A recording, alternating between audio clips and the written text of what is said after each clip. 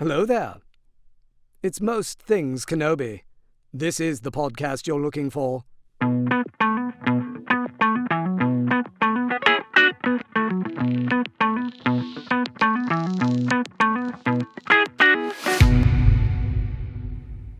Hey everybody, welcome to another episode of Most Things Kenobi, a podcast about Obi-Wan Kenobi and all things Star Wars.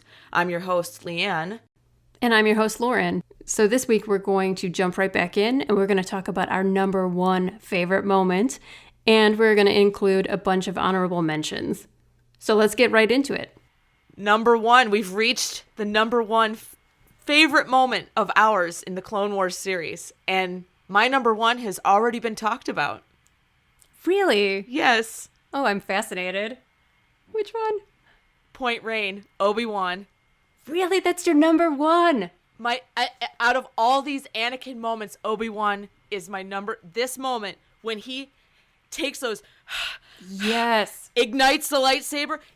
That to me was out. I mean, it blew me away. Yeah. There's the whole episode, but that singular moment, I immediately rewound that shit. Mm-hmm, same. It is this man, which we come to learn has broken ribs. And probably something in his collarbone or something. Something where he can't stand, really. He can't stand. He's in pain breathing. It's coming down to the wire. He stands up, takes 2 or 3 breaths to steady himself, and ignites that lightsaber. That is the Jedi I want in my life, okay? And he was willing. It didn't matter the pain. That is a selfless... I love that moment. I do too. Out of all the moments, it's so quick. It's a part of a much larger, greater episode and arc.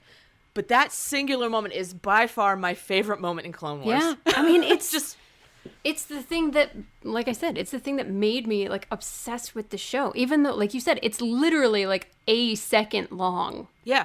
It's like 1 to 2 seconds, and then it flashes away. But the look on his face... He grits his teeth. Yeah. He's, like... resigned to die, and then his face changes, and it changes from despair to hope. Yeah. Which earlier in the episode, remember when they're going down, he changes from determination to kind of like despair as they crash, and then they've reversed that trombone shot like in on his face. Yes. Yeah. Yeah. Oh my God, it's such a great moment. It's a real hero. It's a hero moment. It is. Yeah. And where else have we seen this? Luke, right? Yes. We've seen a number of Jedi throughout, just take a moment where they know this not even Jedi. There's other characters who say this is a hopeless moment, but I'm going. Han. I'm doing it. Thank you. Yep. Exactly who I was thinking of. Mm-hmm. This can no good can come from this, but I love these people. I'm behind these people. My job is to protect these people, and I'm going to do it. Whether I have a broken rib, a broken mind, it doesn't matter. Mm-hmm. Yeah. And when you think about it, that should be the example. I mean, not all of us are landing on a desert planet with a bunch of clones, but, you do what you have to, whether it's hard or not. That's... Right. You do the right thing, even if it's hard. Yeah, and that's basically the distillation of what makes a Jedi. Yeah. I would love for them to have gone into more like detail about Cody's feeling about that moment. Oh, yeah. I mean, they never really, because Cody is just like Obi-Wan, right? They're really stoic. Yes. And they like never talk about their feelings, which is fine. But it would have been cool to see an episode where you see what Rex thinks about Ahsoka and Anakin. They make that pretty obvious. Oh, yes. But Cody, you never really know what he's thinking, and especially about like his general, I think that would have been really fun to see. Well, it shows the differences that even though they're clones, they all do have different personalities. They have different fighting styles, leading styles. Mm-hmm. So I do like that there's a juxtaposition so boldly between the two main clones that we see. Well, and like for Deep Bradley Baker to be able to make them sound different, I mean, I don't know how he does that. It's amazing. He basically is playing the same vocal range for like 600 characters and somehow makes them all sound unique. And yet makes them all unique. Yeah. It's amazing. It's great. My number one favorite moment in the Clone Wars is the revival duel between Obi-Wan and Maul and Savage Yes. in season 5. Yes. Holy fuck. I watched this over and over and over and over. I've even watched it on slow-mo, like frame by frame. Oh, wow. Because I'm really fascinated what the moves are that they're doing. It is like, it's so good. I didn't think this would be your number one. What did you think it would be? I'm curious. It's in my honorable mentions. Oh, okay. So, this, it's not surprising. It's just I thought of a different one, but Okay, I can't wait to hear what it is. Because it's probably on my honorable mentions. maybe so. But yeah, the fight between these guys It's good. Great. It's one of my favorite lightsaber duels in all of Star Wars. My number one is between Luke and Vader in Empire Strikes Back, and this is my number 2. And it's because it's so intense, and I will really geek out here for a minute if you allow me. This is why we're here. So we see, like, there's a few things I'm going to totally geek out about, but we see, like, real rage when Savage kills Adigalia. Yes. Obi-Wan is really angry, and he jumps and kicks Savage in the face and brings his lightsaber up over his head like he's gonna murder him. Yes. And he's stopped by Maul. It's crazy moment, and I love it. And Jarkai, Obi-Wan with 2 lightsabers. Yes, that's what I was gonna get at. That's where I was gonna come in on this scene. Oh my god. I was like, love it. It doesn't happen enough. No, but when it does, it's good. Yeah. It's so good. So, like, so good. I'm going to totally geek out about combat styles because please do. I love this is shit. The platform for it. So Obi-Wan is the master of Seresu, which I think is the 3rd combat style, which is a totally defensive style. It's like designed to mostly deflect attack, like especially blaster bolts and stuff like that, which is why he's so good at protecting the clones when he's in combat with them. But in this fight, you see him use multiple combat forms, which you don't see him do. And he doesn't use really Seresu at all. Mm-hmm. He uses like big, aggressive, sweeping motions and like like murder motions where he like comes down from above, like he's gonna cut his opponent in half. But it shows you like how good he is at lightsaber combat, because most Jedi pick like a form and kind of stick with it. Mm-hmm. And he is proficient at pretty much all forms, and he adapts to his environment and his opponent to use the appropriate form in the appropriate place. So, like outside, he's using different motions than when he gets inside in the tunnel when he's facing them both. He changes to a new form. Which is fascinating to think about from a training and execution standpoint. Yeah. But damn, it's just fun to watch. It is. But it's so cool. It, like, again, it makes you think, like, the parts that we don't see, like, why did he decide to become proficient in most forms or multiple forms? And, like, what did that training look like? I would have loved to see that. So I found this thing on Wikipedia that I want to read because I think it's super cool. It says, Obi-Wan Kenobi originally specialized in Form 4, trained in the form by Qui-Gon Jinn. I think that's Ataru is Form 4. It says, however, upon witnessing his master's death due to Ataru's lack of defensive capabilities, Kenobi decided to switch his focus to Seresu in order to eliminate this weakness in his own technique. And I've also read that like Ataru makes it difficult to fight in closed positions because it takes a lot of like jumping and flipping, and which is why Qui-Gon died, they say, because he wasn't able to move in the full form that he moves, like would move in Ataru, and that's why Maul got the better of him. So it makes this is so depressing. It is, but like it also shows that like Obi-Wan was really affected by that, whether or not they ever talk about it in canon, and he takes that in, adapts his style, changes everything about his fighting form because of that one moment. Yes. I just find that really fascinating. He's damn talented. Yeah. That Kenobi. He's a badass he really motherfucker. Is. Yo, yes. Yeah. I love that so much. Everything that's staying in. We're not cutting that Yeah, out. it's Bamf Obi-Wan. It's a thing. Hashtag us soon. Yeah. Banff Kenobi. Yeah. I can't even say that properly. I know it's difficult to pronounce. Damn. And I also have to just give a little shout out to Savage because I feel really bad for him. Yeah. When he gets kicked in the knee and then gets his arm cut off, and my heart breaks for him. Just another one getting his arms cut off. Really, I was just thinking, like, man, a long lost Skywalker Yes. getting an appendage cut off, right? Thanks, Star Wars. But yeah, thanks Star Wars. Hashtag thanks Star Wars. yeah. No, but he drew the short straw for sure. Yeah, he had a Unfortunately. bad deal, didn't he? He got a real raw deal. The training from Dooku was horrible. I just felt like he kind of got sacrificed. You know, like he was did. Oh, he did. chosen. He was used. Yeah, he was. And that makes me very sad. Yeah, and this is depressing. I don't. Yeah, this is another episode even. This is another conversation. episode.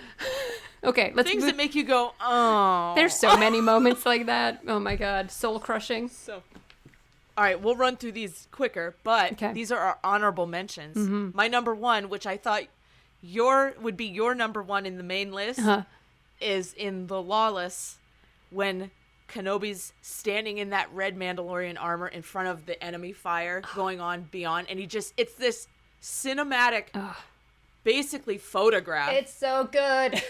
It's so good. Am I right? It's He's so just good. standing there, and it's his from the back holding that lightsaber. Yep. With all this bullshit going on, and he's, you know, Kenobi just sighs and says, "I gotta take care of this," and his girlfriend just died, and he has to carry on. I mean, Yeah. but it was a beautiful shot. It's and such a good shot.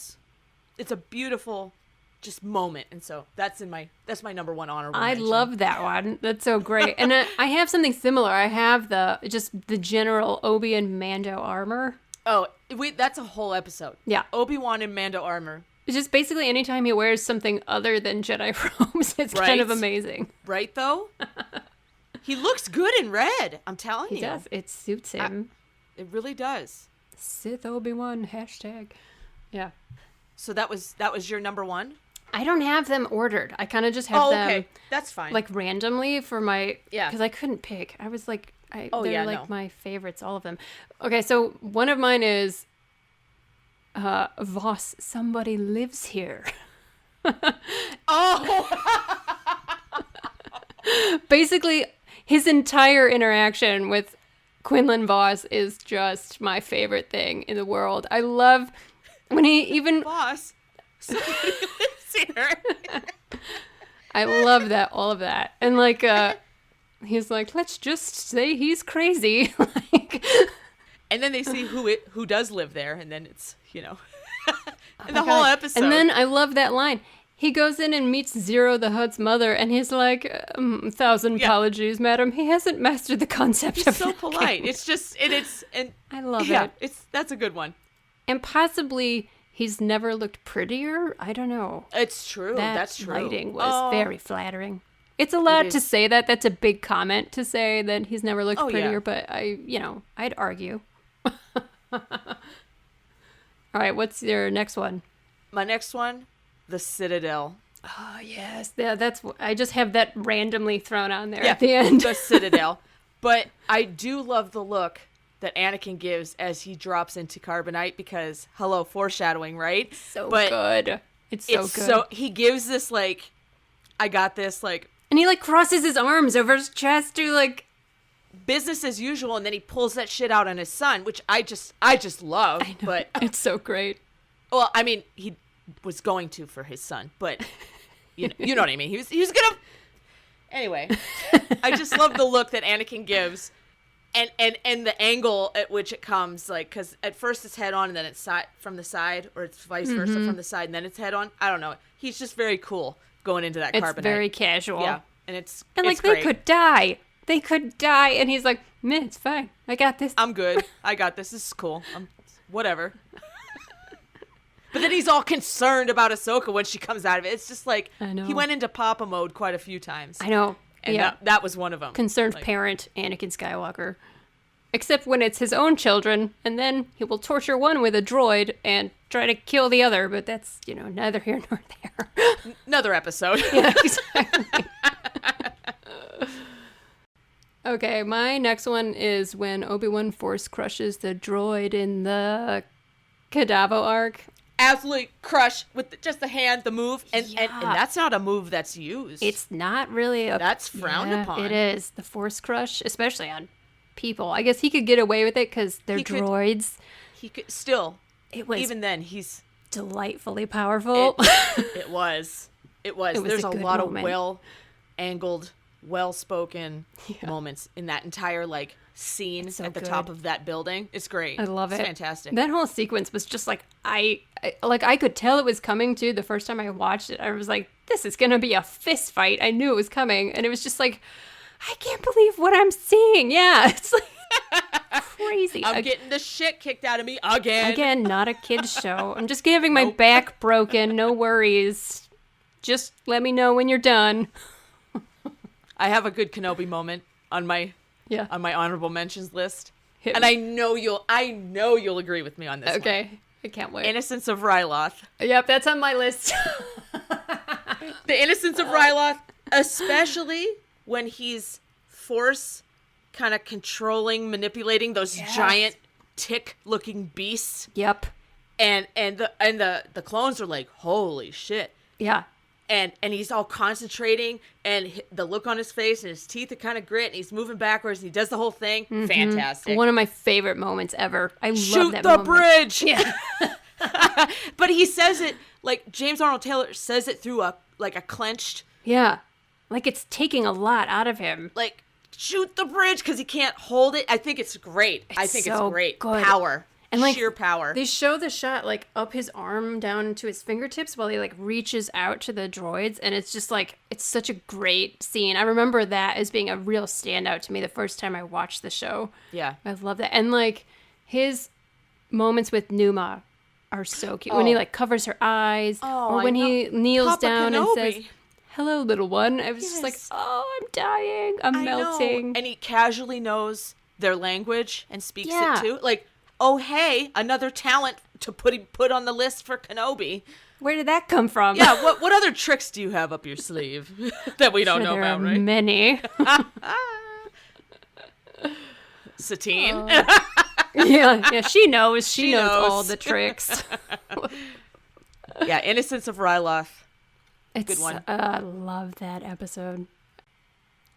My next one is the gosh, I can't remember what the episode is called now. I'm blanking, but it's in the Genoshan arc from season 2. It's the one with the Genoshan queen. Where they're down it's- there with the worm, Yeah, the brain-eating yes. worms. I love the part in the throne room with the queen and all the banter between Anakin and Obi-Wan. And then when Obi-Wan is like, which do you think it will enter, the nose or the ear? He's like, come now, Anakin, which do you think? He's like, I think the nose. It's so casual. I love that moment. And when he said, I'm going to take whatever he says, I'm taking a lesson from Anakin and I'm not going to follow the rules. And Anakin's like, hey. It's a good one. It's a really good one. I love it. It's such a fun episode. That whole thing is very uncomfortable with those worms. I don't like I hated worms. that when it what's her name? Luminara? Luminara, thank you. She had it go up her nose. Yeah, that was uncomfortable. I didn't like any of that. But the I don't banter like- was great. The banter is great, but the worms are... I'm really grossed out by worms because that's just who I am, and that was hard for me to watch, but Yeah. it was good. Great moment, great episode, honestly, all It was around. Super fun. I only have one more honorable mention, but it's a good one. All right, hit me with it.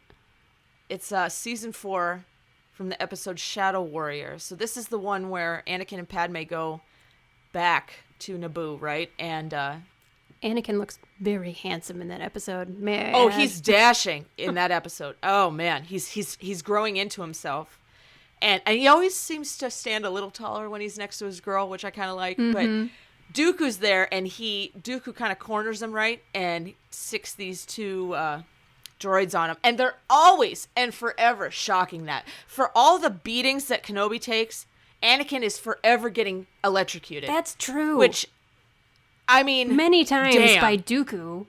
Yes, and in this episode, he disarms him from the lightsaber. Because, honest to God, Dooku knows he would not win in the end if he got Anakin angry enough, right? Yeah. So, he corners him, the droids get him on all fours, and he doesn't have his weapon, but he's so powerful that he just releases whatever force that's in him and just blows the droids off of him. That was awesome. I forgot about that moment. This is a reminder to everyone who may have forgotten that he is the most powerful Jedi, right? Yeah. And eventual, It's like a Jedi bomb. Yes! It's like a force bomb. Well, I mean, can you imagine? He's like, oh, it's great. It's great. I just love it. It turns me on. It's a great moment. It's kind of a turn on. Yeah. It's total turn on. I mean, yeah. I mean, we always say that whenever you see a Jedi using the Force, you're kind of like, yeah. Right. Yeah. That's good stuff. Yes. But he doesn't even have a weapon in his hands. He just fucking blows him away with... I just loved it. It was great. It's so great. I love that. I totally forgot about that moment. I like that episode a lot. It's a fun one. It's not one of the more prominent ones, but there are so many good things in it. Yeah. The looks he gives Padme, which are great, even in animation. The way they work together, which you don't get to see a lot, which is really well. There's a lot of unspoken trust between them, which I enjoy, but... Yeah, same. I just like that power moment. I do too. It's a good It's just fun. great. And even Dooku's face is like, oh shit. I know. Dooku's right? like, what the fuck? Yeah, right. is Like, that? oh, I forgot. Maybe I shouldn't make this man angry. He's a time bomb, but Yeah. know. He's ready to kill. He's in kill mode. There's too many moments. there's too many moments.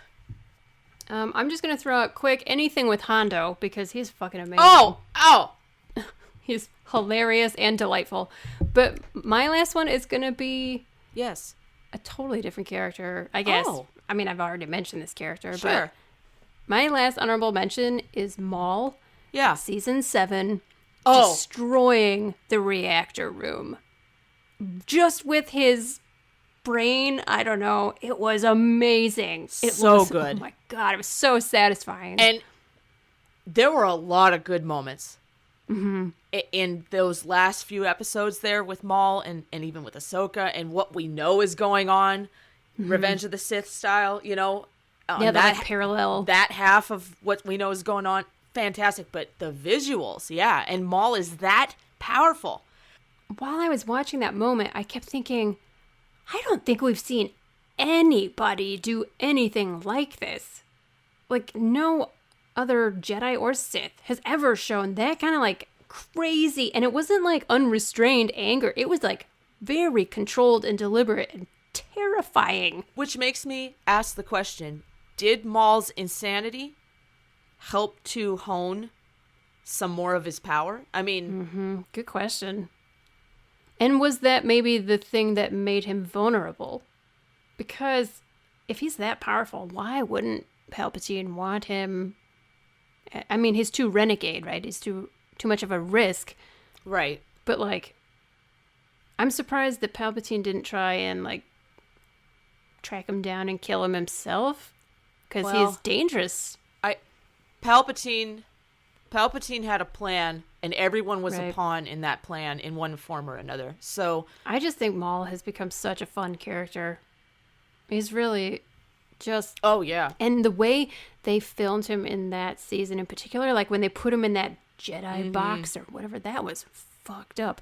That was Yeah, can we talk about that It's sometime? reminiscent of like medieval torture devices. Yes. But like yeah. the way the music played with that, it was like existential fear. That was terrifying to me. I thought that was really effective.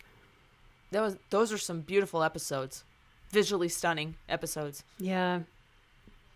And the music, everything about it is just incredible. Another level. Yeah, I remember feeling like crying while watching just because it's like it's so beautiful and I knew it was finite. We know it's going to end. Oh yeah.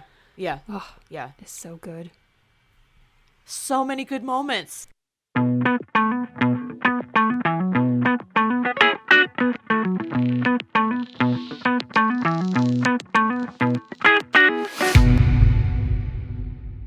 Last week, we asked our listeners to tell us their favorite Clone Wars moment. Now we know it is a truth universally acknowledged that picking a favorite Clone Wars moment is extremely difficult. But a good friend of mine called Clone Wars Collector on Instagram and Tumblr tackled this tricky subject. Just like Leanne and me, Clone Wars Collector couldn't pick just one, so they sent me their top 5 moments, and I'm going to run through them really quickly here. Number 1. Probably, as painful as the moment is, Satine's death. It's just done so well. The score, the visuals, the voice work, I could just go on for hours. Number 2. Jarkai Kenobi. That is all. Number 3. Definitely Obi-Wan Kenobi in slavery. There's just something so sad and yet so attractive about watching him be broken down. Number 4. The final scene of the final episode of Clone Wars definitely hits hard. The way there's just the score playing, to how much detail they went into for the environment, the characters, etc. Number 5. Mortis arc as a whole is one of my favorites, with the appearance of Qui-Gon, to Anakin taming the son and daughter, to even Darkside Ahsoka. It's just brilliant. Thank you so much for answering this question, my friend. I know it was a difficult one. So everybody, go and give Clone Wars Collector a follow. You can find them over on Instagram or on Tumblr. They make some fantastic Sith Obi-Wan edits. You definitely don't want to miss it.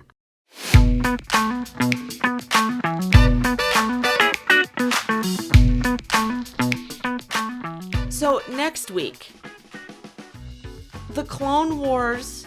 a kids show? Yeah? It's very interesting because we're going to cover, it's things we've asked each other before, like how is this a kid show? So we're going to delve into that topic and see what we can talk about. There's instances that we come up with where we kind of scratched our heads and said, is this a kid show? Thank you so much for joining us here on the Most Things Kenobi podcast. Remember to follow us on Tumblr, Twitter, and Instagram. And don't forget to subscribe on your favorite podcast player. For your one-stop shop, you can always find us over at mostthingskenobi.com. So until next time, my space twin, may the Force be with you. Always.